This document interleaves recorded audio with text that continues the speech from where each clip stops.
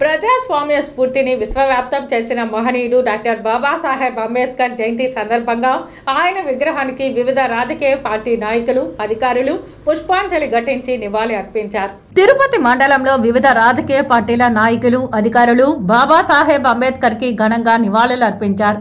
భారత రాజ్యాంగ నిర్మాతగా దేశ ఔన్నత్యాన్ని, ప్రజాస్వామ్య స్ఫూర్తిని విశ్వవ్యాప్తం చేసిన మహోన్నత వ్యక్తి భారతరత్న డాక్టర్ బిఆర్ అంబేద్కర్ అని కొనియాడారు.